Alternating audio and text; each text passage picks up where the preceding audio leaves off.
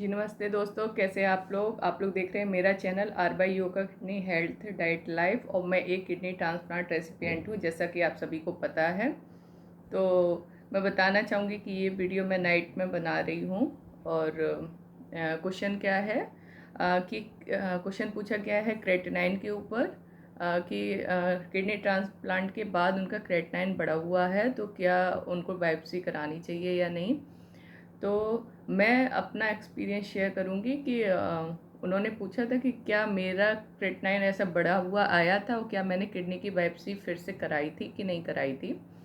तो मैं बता देती हूँ आपको कि मैंने किडनी की बायोप्सी उस टाइम कराई थी जब पता नहीं चल रहा था कि मेरी किडनी ख़राब तो हो गई है, लेकिन मतलब उसमें डैमेज कितना है, कितना परसेंट उसमें चांस है ठीक होने के।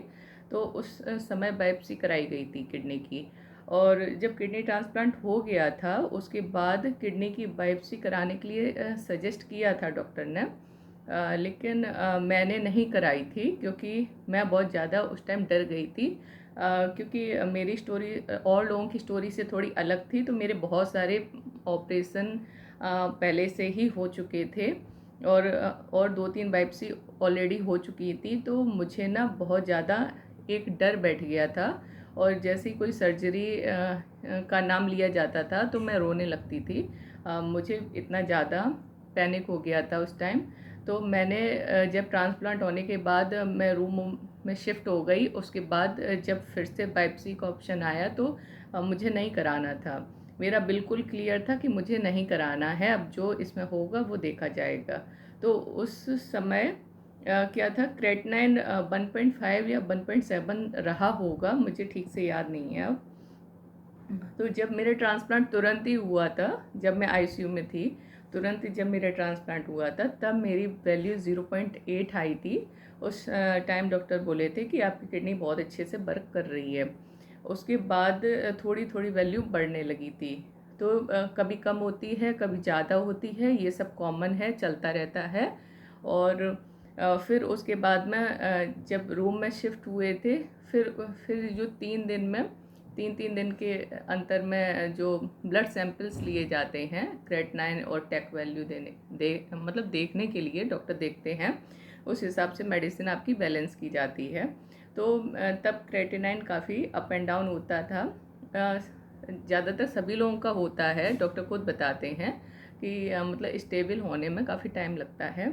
मैं तो कहूँगी कि मेरा तो अभी भी स्टेबल नहीं, जैसे 3 मंथ, अब 3 मंथ में होता है टेस्ट। तो जैसे 3 महीने में अभी कराओ तो वैल्यू अलग आएगी और फिर 3 महीने बाद वैल्यू अलग आएगी। लेकिन अब वैल्यू 1.1 या 1 या 0 पॉइंट कुछ इस तरीके से रहती है। तो ठीक क्रेटिनाइन की वैल्यू क्या होती है, तो देखिए ट्रांसप्लांट के बाद में जो दूसरी किडनी पड़ी होती है उसको फंक्शन करने के लिए थोड़ा सा टाइम दीजिए। जब वो अच्छे से फंक्शन करने लगेगी तो आपकी जो क्रेटिनाइन की वैल्यू है वो ठीक हो जाएगी। तो जैसे कि अब कोई मुझसे ये पूछे कि मतलब कितनी वैल्यू ठीक होती है, तो मैं पहले ही बता देती हूँ कि 1.1 ठीक है। 1.4 तक, 1.1 से 1.4 तक आपकी ठीक है। अगर आपकी 1 के अंदर आ जाती है, 0 पॉइंट में आ जाती है तो बहुत अच्छा है, नहीं तो 1.4 तक आपकी अच्छी है, ठीक है। अगर 1.4 के ऊपर जाती है तो आपको कोशिश करने की ज़रूरत है। तो अगर आप ये सोचेंगे कि जैसे क्रेटिनाइन बढ़ गया है तो उसको कम कैसे करेंगे, तो देखिए मैं आपको बता देती हूँ कि पहले भी मैंने क्रेटिनाइन के ऊपर 1-2 वीडियो बना रखे हैं। वो उस टाइम बनाए थे जिस टाइम मुझे ऐसी क्रेटिनाइन बढ़ने जैसी प्रॉब्लम हुई थी। तो मेरे जो पुराने वीडियोज़ हैं उनको आप देखिए, तो उनसे आपको काफ़ी कुछ सीखने को और समझने को मिलेगा। क्योंकि वो एक फेज होता है हमारी ज़िंदगी का, कि जैसे जैसे हम आगे बढ़ते जाते हैं कुछ चीज़ें हम बोलते भी जाते हैं, और जो करंट में हो रहा होता है तो उस पर अगर हम वीडियो बनाते हैं या अपनी बात बताते हैं आपको, तो वो उस करंट टाइम की सिचुएशन के ऊपर वो बात बताई जाती है। तो अगर आप उस कंडीशन में है कि आपका हाल ही में ट्रांसप्लांट हुआ है, तो आप मेरे पुराने वीडियो देखिए, वो आपको ज़्यादा मदद करेंगे। क्योंकि उस टाइम जो जो मुझे प्रॉब्लम्स थी, जैसे कि इन्फेक्शन, कोई सा भी इन्फेक्शन हुआ है या मुझे फ़ीवर आया है, या मुझे स्किन की प्रॉब्लम हुई है, या मेरा हेयर फॉल हुआ है, और ऐसी कई छोटी छोटी चीज़ें, जैसे कि स्टूल पास नहीं हो रहा है, मतलब पॉटी टाइट है, या पॉटी आ ही नहीं रही है, या पॉटी लूज़ हो गई है, या वॉमिटिंग आ रही है। बहुत सारी प्रॉब्लम्स स्टार्टिंग में ज़्यादा समझ में आती हैं। जब आपका ट्रांसप्लांट हाल ही में होता है तो प्रॉब्लम बहुत ज़्यादा समझ में आती हैं। जैसे जैसे ट्रांसप्लांट को टाइम बढ़ता जाता है वैसे आपकी प्रॉब्लम्स कम होती जाती हैं।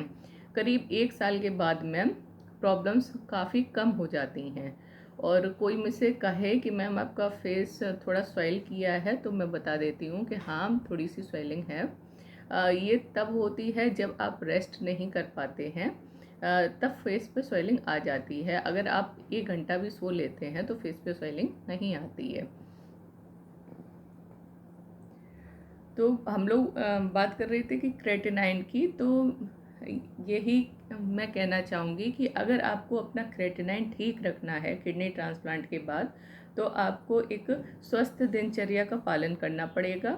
और स्टार्टिंग में डॉक्टर 5-6 लीटर जो पानी बताते हैं, जो वाटर इनटेक करना है, वो स्टार्टिंग में 6 लीटर होता है ज़्यादातर, और फिर उसके बाद में 5 लीटर हो जाता है, फिर उसके बाद 4 लीटर हो जाता है। तो स्टार्टिंग है, अगर आपकी ट्रांसप्लांट हाल ही में हुआ है तो आप 6 लीटर पानी के टास्क को कंप्लीट करें, और प्रॉपर टहलें, ठीक है, टहलें और हेल्दी डाइट लें। अब स्टार्टिंग में ना आपको बहुत मतलब कम ऑयल वाला खाना लेना है। डीप फ्राई तो बिल्कुल नहीं लेना है। कम से कम 1 साल तक आपको डीप फ्राई कोई खाना नहीं खाना है। मैं कहूँगी कि अगर आप 1 साल तक पराठा भी ना खाएं तो आपके लिए ज़्यादा अच्छा होगा। आप बिल्कुल हेल्दी खाना खाएं। जैसे कि अगर आप सब्ज़ी भी बनवा रहे हैं तो वो बिल्कुल 1 चम्मच ऑयल में बनवाएं। हालांकि सभी के पास अपना डाइट चार्ट होता है, उसमें लिखा होता है कि आप एक दिन में जैसे 2 चम्मच तेल का यूज कर सकते हैं, ये इस तरीके से, या 2 चम्मच सुबह या 2 चम्मच शाम को, मतलब खाने में ऑयल का यूज कर सकते हैं।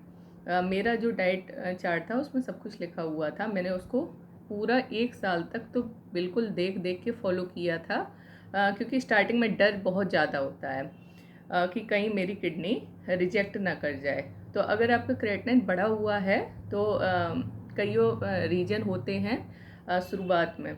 एक तो किडनी ठीक से फंक्शन नहीं कर रही होती है, मतलब ठीक से काम नहीं कर रही है, तो आप उसको समय दें कि वो थोड़ा ठीक से काम करने लगे। दूसरा होता है कि जो इम्यूनो सप्रेशन मेडिसिन शुरू करी जाती है, तो ज़रूरी नहीं है कि वो मतलब उसकी डोज सही दे रहे हों डॉक्टर। उसकी वजह से भी टैग की वैल्यू और क्रेटिनाइन अप एंड डाउन होते हैं। और तीसरा ये है कि आपकी बॉडी है ना, बॉडी के लिए, आपके शरीर के लिए जो दूसरी किडनी पड़ी है वो क्या है, वो एक फॉरेन एक फॉरेन करके ट्रीट करते हैं उसको, मतलब एक विदेशी वस्तु कह सकते हैं आप, कि आपका शरीर उस किडनी को, नई किडनी को विदेशी वस्तु की तरह देखता है, मतलब वो किसी दूसरे की चीज़ है, हम अपने शरीर में उसको नहीं ले सकते हैं। तो इसीलिए आपकी जो इम्यूनिटी है, जो रोग प्रतिरोधक क्षमता है, उसको कम किया जाता है इम्यूनो सप्रेशन मेडिसिन से, जिससे कि आपकी जो किडनी है आपका शरीर उसको स्वीकार कर सके, ठीक है। तो कई बार शरीर उस किडनी को स्वीकार नहीं कर रहा होता है, तब भी रिजेक्शन के चांस थोड़े बहुत बनते हैं शुरुआत में, तो इसकी वजह से भी क्रेटिनिन वैल्यू बढ़ी हुई आती है। कईयों केस में डॉक्टर को समझ में ही नहीं आ रहा होता है कि इनका क्रेटिनिन कम क्यों नहीं हो रहा है। और अगर ऐसी कोई स्थिति है कि क्रेटिनिन आपका ज़्यादा बढ़ा हुआ है, मान लीजिए आप 1.7 के ऊपर हैं या 1.9 पे हैं, तब डॉक्टर बायोप्सी की सलाह देते हैं। तो आप कुछ दिन देख लीजिए। अगर आपको मतलब अगर आपका क्रेटिनिन, आप मेहनत कर सकते हैं, अच्छे से पानी पीजिए और खूब टहलिए, अपने शरीर पे थोड़ा काम कीजिए। टहलना शुरुआत में बहुत ज़रूरी है, क्योंकि शुरुआत में ना हम कोई योगा कर सकते हैं ना कोई एक्सरसाइज कर सकते हैं, तो हमारे पास ऑप्शन बस टहलना होता है। कि आपको शुरुआत में ज़्यादा से ज़्यादा टहलना है और ज़्यादा से ज़्यादा पानी तो वैसे ही बताते हैं पीने के लिए, तो ज़्यादा से ज़्यादा आप पानी पीजिए, ठीक है। और कुछ डाइट का भी ध्यान रखिए, जैसे कि डाइट में ना शुरू में आप रोटी के साथ में जो लाल मसूर दाल होती है, ठीक है, आप उसको खाएं। वो इजी टू डाइजेस्ट होती है, आसानी से पच जाती है और प्रोटीन बहुत ज़्यादा नहीं होता है उसमें। आप हरी मूंग की दाल खाएं, ये पचाने में बहुत अच्छी है, आप दोनों टाइम खा सकते हैं इसको। और बहुत ज़्यादा हैवी खाना शुरुआत में ना खाएं। अगर आपको कोई पेट की तकलीफ़ है तो आप खिचड़ी दलिया वगैरह भी खा सकते हैं, और ये थोड़ा सा शुरुआत के दिनों में आपके लिए अच्छा रहेगा। कोई हैवी प्रोटीन डाइट ना लें, क्योंकि प्रोटीन लीकेज के भी चांसेस हो सकते हैं। आपकी किडनी उतना प्रोटीन फिल्टर कर पा रही है कि नहीं कर पा रही है, बहुत सारी चीज़ें आती हैं। हालांकि आपको शुरुआत में बहुत ज़्यादा मन करता है हम ये भी खा लें वो भी खा लें, लेकिन जो आपका मन है उसको थोड़ा स्थिर करें। 1 साल के बाद जो आपका मन हो सो आप खा लीजिए, कोई इतनी बड़ी दिक्कत नहीं है। लेकिन कम से कम 10 महीने या 1 साल तक, मैंने पूरा 1 साल तक परहेज किया था, उसके बाद ही चीज़ें खाना पीना स्टार्ट किया। अब मैं सब कुछ खा पी सकती हूँ। कुछ ऐसी चीज़ें हैं जैसे कि मैदा वाली हैं या नूडल्स वगैरह हैं, तो मैं इनको अवॉइड करती हूँ। कह सकते हैं कि 1-2 महीने में 3 महीने में मैंने कुछ ऐसा खा लिया हो। नूडल्स अभी तक मैंने नहीं खाया है। मैंने बस मेरे नवंबर में 3 साल हो जाएंगे, मैंने अभी तक बस एक बार थोड़ी सी मैगी ट्राई की थी बस, क्योंकि अंदर से डर भी लगा रहता है कि मतलब इसका कुछ प्रॉब्लम ना हो जाए। बस प्रॉब्लम कुछ नहीं है कि जो मैदा है वो 24 घंटे लेती है डाइजेस्ट करने में, तो ऐसी चीज़ें खाओ ही क्यों जो मतलब डाइजेशन का इशू करें और आपकी किडनी पे लोड पड़े। तो आपको करना क्या है कि हल्का फुल्का खाना खाना है, मतलब ऐसे नहीं कि बिल्कुल पोहा खा के ही काम चला दो, क्योंकि शुरुआत में तो बहुत ज़्यादा भूख लगती है। तो आप अच्छे से खाएं, जैसे कि सुबह पोहा खा लें और दोपहर में आप ये छोला छोला जो होता है ना, आप छोला की सब्ज़ी आप दाल की तरह बनवा के रोटी के साथ खा लीजिए। ऐसी शाम को अपना कुछ डिसाइड कर लीजिए और मूंग की दाल रोटी खा लीजिए इस तरीके से। और जैसे कि आपको छोला खाना है, राजमा खाना है या पनीर की सब्ज़ी खानी है, आप बहुत अच्छे से खा सकते हैं। लेकिन उसको एक जैसे कि दाल बनाई जाती है, बस उतना ही तेल मसाला आप उसमें खर्च करें और आप पेट भर कर खा सकते हैं। खूब बड़े बोल में लेके खा सकते हैं, कोई इशू नहीं है। और ब्रेकफास्ट में आप पोहा खा सकते हैं, काला चना खा सकते हैं। इस तरीके से वाइट मटर होती है वो बॉईल करके खा सकते हैं। इस स्टार्टिंग में मैंने ज़्यादातर बॉईल करके चीज़ें खाई थी, बहुत ज़्यादा फ्राई या डीप फ्राई ऐसा कुछ ट्राई नहीं किया था, ना ही मुझे मेरे घर में कोई देता था। तो ये सब चीज़ें बहुत ज़्यादा आपको ध्यान रखने की ज़रूरत है। दालें लें, दालों में पर्याप्त प्रोटीन होता है, लेकिन कुछ हैवी दालें हैं जो डाइजेशन में दिक्कत करती हैं, जैसे काली दालें, उनको आप अभी अवॉइड करें। और मैं क्रेटिनिन के लिए तो बस यही कहूँगी कि आप अच्छी डाइट फॉलो करें, एक हेल्दी डाइट और एक हेल्दी रूटीन फॉलो करें। उसमें टहलना और ज़्यादा से ज़्यादा पानी पीना स्टार्टिंग में तो बहुत ज़्यादा ज़रूरी है, कम से कम 1 साल तक, ठीक है। और अगर फिर भी आपका क्रेटिनिन ठीक ना होना तो फिर आपके डॉक्टर जो एडवाइस कर रहे हैं आप उनकी सलाह लीजिए। लेकिन जैसे कि आपका तुरंत ही ट्रांसप्लांट हुआ है और आपके डॉक्टर ज़्यादा प्रेशर बना रहे हैं कि बायोप्सी ही करानी है, नहीं तो उनको समझ में नहीं आ रहा है कि आपकी किडनी में क्या प्रॉब्लम है। तो मेरे जैसी अगर ऐसी स्थिति आपकी बन रही है तो उस स्थिति में मेरे हस्बैंड ने मेरा डॉक्टर बदल दिया था, तो मेरे दूसरे डॉक्टर हो गए थे, तो उन्होंने मेरा केस देखा था। जहाँ से भी आप ट्रांसप्लांट कराते हैं, आपको पता है नेफ्रो की एक पूरी टीम होती है, एक पूरा डिपार्ट होता है और उसमें बहुत सारे डॉक्टर होते हैं। तो ज़रूरी नहीं है कि एक डॉक्टर से ट्रीटमेंट चल रहा है तो वो हमेशा आपको सही एडवाइस करें या मतलब उन्होंने जो कहा है वो सही ही हो। आप दूसरे डॉक्टर की भी सलाह ले सकते हैं, दूसरे हॉस्पिटल में जाके दूसरे डॉक्टर की भी सलाह ले सकते हैं। जैसा आपको ठीक लगे आप वैसा कर सकते हैं, क्योंकि शरीर आपका है, कितने बार उसको मतलब कटवाओगे फटवाओगे और पैसे भी लगते हैं, तो वो पैसे भी हम लोगों के जा रहे हैं, बॉडी भी हम लोगों की ख़राब हो रही है। और बायोप्सी में वैसे तो ज़्यादा नहीं कटता है, थोड़ा सा कट लगाते हैं, लेकिन वो जो पूरा दिन आपका चला जाता है और पैसे भी जाते हैं। तो अगर आपको वो बचाने हैं और अपने डर को ख़त्म करना है, बार बार हॉस्पिटल नहीं जाना है, तो आप अपने शरीर पर थोड़ा खुद से काम करें। तो क्या क्या करना है? सबसे पहले तो सिर्फ हेल्दी डाइट लेनी है। चाहे आपका तुरंत ट्रांसप्लांट हुआ है, चाहे आपके ट्रांसप्लांट को 3 साल हो गए, 5 साल हो गए, चाहे 10 साल हो गए, मैं अपने एक्सपीरियंस से कहती हूँ, मैंने बहुत बार ट्राई किया है कि मैं बिल्कुल ही, अगर मेरा क्रेटिनाइन थोड़ा बहुत गड़बड़ होता है तो मैं बिल्कुल हेल्दी डाइट पे चली जाती हूँ और ज़्यादा से ज़्यादा पानी पीती हूँ, टहलती हूँ, मेरा क्रेटिनाइन लेवल कम हो जाता है। मैंने एक टाइम अपना 15 दिन में क्रेटिनाइन कम करके दोबारा से रिपोर्ट करा के अपने डॉक्टर को भेजी हुई थी। ठीक है, तो कुछ भी इम्पॉसिबल नहीं है। ठीक है, आपकी किडनी है, आपको कैसे उसको अच्छे से वर्क कराना है ये भी आपकी जिम्मेदारी है। आप उस पर कोई हैवी लोड ना डालें, मतलब कुछ भी ऐसा ना खाएं कि किडनी को फिल्टर करने में समस्या आए। ठीक है, और जब आप खुद एक्टिव रहेंगे तो आपकी किडनी अच्छे से वर्क करने लगेगी।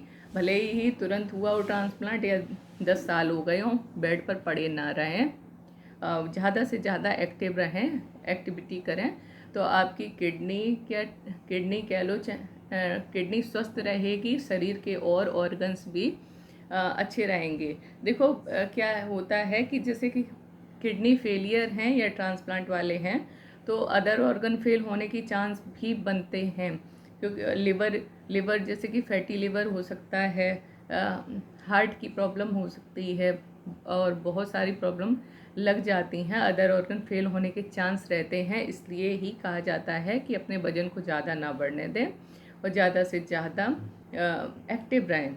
आपको एक्टिव रहने की बहुत ज़्यादा ज़रूरत है। ठीक है, और रिजेक्शन के और भी चांस हो सकते हैं, जैसे कि आपका बीपी हाई हो रहा हो, बीपी हाई की प्रॉब्लम हो सकती है, या आपका जो ब्लड शुगर है, शुगर लेवल है, वो बढ़ रहा हो, तो ये रीज़न हो सकते हैं आपके क्रेटिनाइन की वैल्यू बढ़ने के। तो आप ये अपना रिपोर्ट करवाएं, मतलब लैब टेस्ट करवाएं और देखें कि आपका ये जो आपका शुगर लेवल है वो आपका ठीक चल रहा है कि नहीं चल रहा है। और स्टार्टिंग में तो आपको सारे वाइटल्स डेली ही चेक करने हैं और उनको लिखना है वेट के साथ में, जैसे बीपी हुआ, आपका वेट हुआ और आपका ये शुगर का टेस्ट हुआ। ठीक है, किट आती है छोटी सी, लोग घर पे ही कर लेते हैं, मेरा घर पे ही हो जाता था। शुरू में करने वाले आते हैं तो वही सब कुछ कर देते हैं, बाद में सब कुछ घर पे ही होने लगता है। और 1 साल बाद इतनी कोई ज़रूरत नहीं रहती है कि आपको डेली ही करना है। फिर आप कभी कभी जब आपको ठीक नहीं लग रहा हो तब आप अपना बीपी वगैरह चेक कर लीजिए। तो ये मैं क्रेटिनिन वालों के लिए टिप्स रहेंगे। बाकी फिर से मैं एक बार रिपीट कर देती हूँ, जिसको कोई डाउट हो कि अगर आपका क्रेटिनिन बढ़ रहा है और अगर आप उसको ठीक कर सकते हैं, जैसे कि 1.5 के ऊपर गया है, तो कोई बड़ी बात नहीं है, आप उसको अच्छे से ठीक कर सकते हैं। आपको ज़्यादा से ज़्यादा पानी पीना है, ज़्यादा टहलना है और हेल्दी डाइट लेनी है।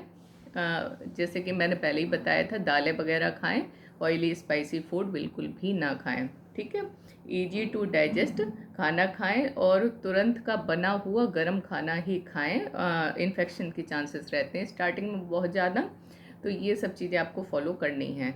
और दूसरा कि किसी ने पूछा था कि जैसे कि कोई मेडिसिन है, इम्यूनोसप्रेशन मेडिसिन है, जैसे कि आप सबको पता है चलती है इम्यूनिटी को कम करने के लिए। ठीक है, तो जैसे कि कोई मेडिसिन है, वो उसका ब्रांड सेम है, सॉल्ट सेम है, ठीक है, और लेकिन वो मेडिकल स्टोर चेंज हो गया है, तो इससे कोई फ़र्क तो नहीं पड़ता है।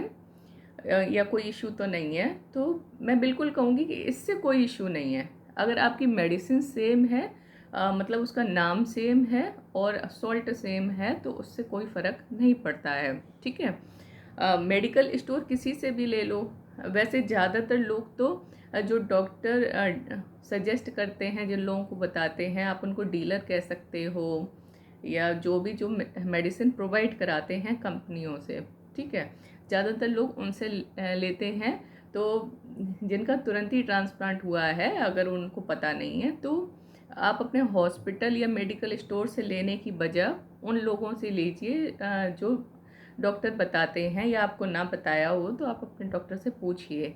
तो ऐसे लोगों से मेडिसिन आपको ठीक रेट में पड़ जाएगी, बहुत ज़्यादा महंगी दवाइयाँ नहीं पड़ेंगी।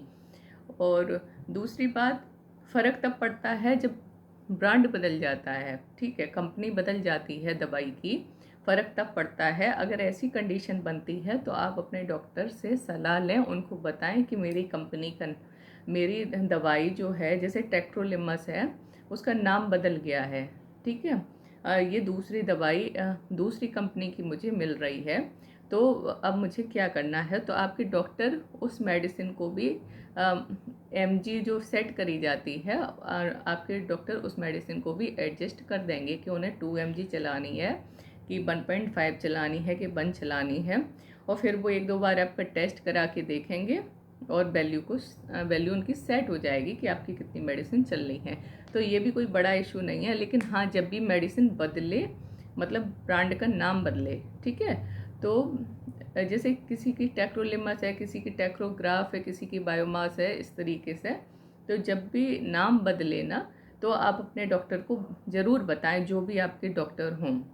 तो ये रही मेरी आज की टिप्स। इनसे आई होप आप लोगों को हेल्प मिलेगी। और फिर भी किसी की कोई समस्या है तो आप ज़रूर बताइए। और हाँ, मैं थोड़ा सा हेयर फॉल को लेके बात करूँगी कि एक लोग पूछ रहे थे कि उनका 2.5 साल के बाद भी हेयर फॉल हो रहा है। जैसे कि वो सिर को धोते हैं तब भी बाल निकलते हैं, ऑयल लगाते हैं तब भी निकलते हैं, इस तरीके से उन्होंने लिखा था, कोई जेंट्स हैं। तो देखिए मैं ये बता देती हूँ कि तो ये